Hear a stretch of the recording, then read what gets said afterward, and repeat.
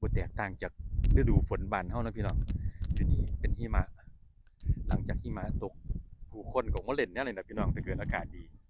เบิ่งมีเด็กน้อยก็จะมาเล่นกระดานสไลเดอร์นะพี่น้องมันบ้านเฮาขึ้นแผ่นกระดานที่เป็นพลาสติกสไลด์ลงกับเนินเขานะ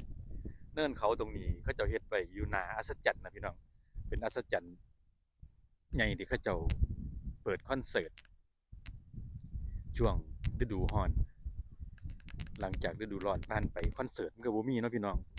นักร้องก็บ่มายามนี้มันหนาวแฮงพี่น้อง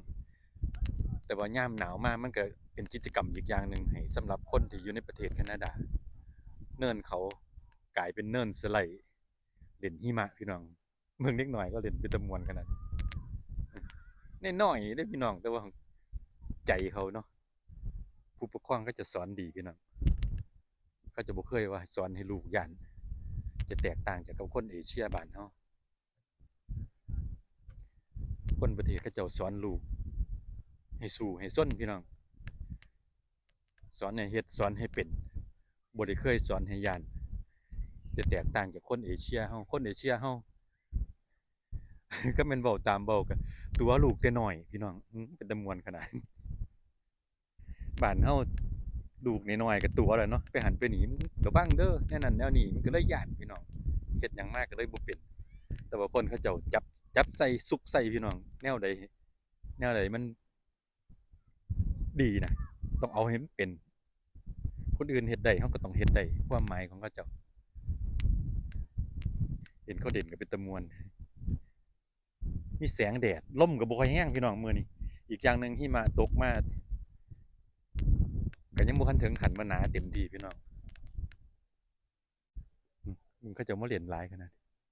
ลูกน้อยๆก็มาเล่นเด้อพี่น้องก็จะบ่ได้ย้านเจ็บย้านปวดสอนให้ลูกอดทนบ่รู้จักฮอดความหนาวม่วนกุ๊บน้อยๆก็ได้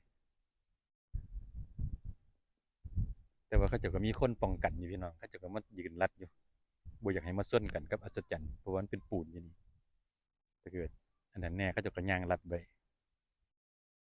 ต่างคนต่างเบิ่งซอยกันนะพี่น้องลูกเจ้าหลานข่อยคือกันเนี่ยเนาะต่างคนต่างมาพ้อกันเล่นพาลูกพาเต้ามาเล่นพ่อแม่ผู้หนึงก็อยู่เทิงพวกหนึงก็อยู่ทางใต้เบิ่งซอยกันหมอน้อยกำลังลงมาอีกเพิ่นม่วนเพิ่นน้อยๆเด้พี่น้องใจขนาดสุดยอดสุดยอด